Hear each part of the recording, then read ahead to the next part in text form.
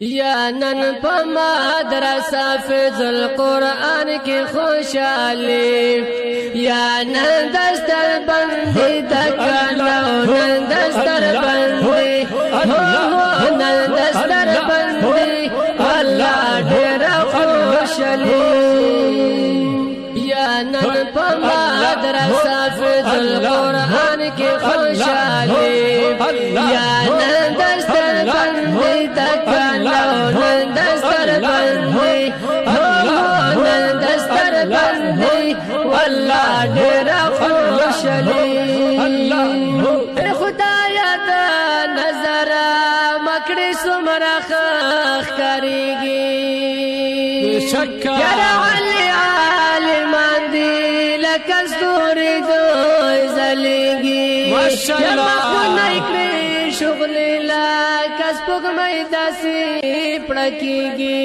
یما خون اکری شغلی لکس پگمی داسی پڑکیگی یا نن پر دیر خستا یا نن پر دیر خستا زمونگ مسجد توحیدی یا نن دستر بندی دکانو نن دستر بندی نن دستر بندی واللہ ڈیر خوشحالی یا نن پا مدرسہ فیض القرآن کی خوشحالی یا نن په مدرسه فیض القرآن جامع مسجد توحید شهید آباد کی د دستربندی یو روحه پروگرام منعقد شو.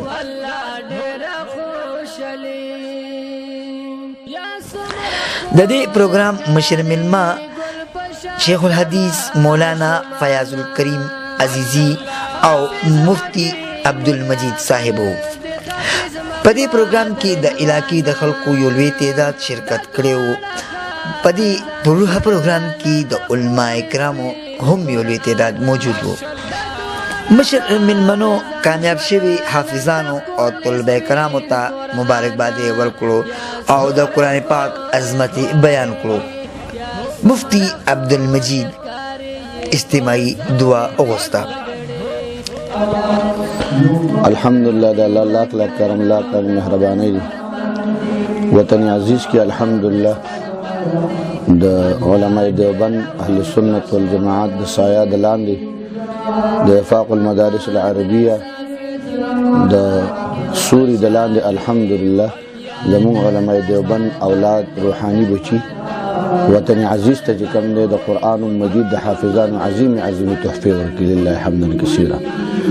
وطن ته چې کوم دی دا لویه تحفه ده چې الحمدلله نن مدرسه کې د قاري صاحب مبارک په محنت باندې د قاري صاحب د محنت په ثمره باندې الحمدلله حافظان ناظر اخوان الحمدلله د وطن عزیز ته ورکړي.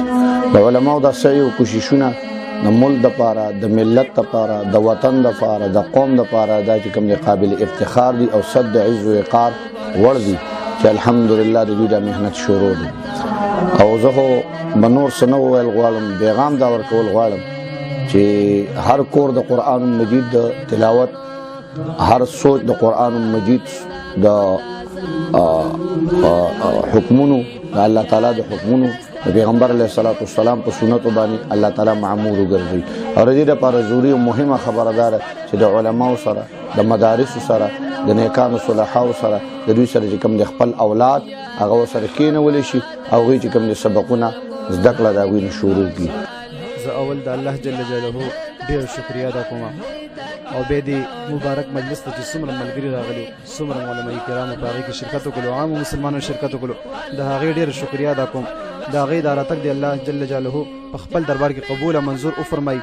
او زمونږ الحمدلله د مدرسې د دویم کال دی مدرسه فیض القرآن جامع مسجد توحید عراب غاړه شهید آباد چمکني پېښور کې جومات کې مدرسه چلېږي انشاءالله. دلته موږ سره 3 کلاسونه دي شعبه حفظ شعبه نازله شعبه قاعده. موږ سره تقریبا شعبه حفظ کې 17-18 ماشومان دي. دغه شان د شعبه ناظره کې 25-26 پورې ماشومان دي. دغه شان د شعبه قاعده کې 24-25 پورې ماشومان دي. ټوټل تعداد 65-70 پورې 60 پورې تعداد دی. او سکهال چې موږ کم ماشومان فارغ شول 2 ماشومان د حفظ ماشومان 2 ماشومان حفظ وکړو او دغه شان د 16 ماشومان هغه په نظریه باندې ختم وکړو. جی دی کې زمونږ څه کمال نو بس دا د الله رحم و چې مونږ قرآن حافظان کو او دا به ان شاء الله دینه پس به علم کو ان شاء الله او به دا ټولې دنیا ته رسو ان شاء الله. موږ به د خپل استاد شکریا ادا کوو او دینه پس به علم کوو او به ټوله دنیا کې خورو. د پروګرام په اخره کې په کامیاب شوي طلباو او حافظانو کې انعامات تقسیم کړل شول او د هغې دستربندي وکړې شوه. نعمت سبحان، چمکني ټي وي، چمکني.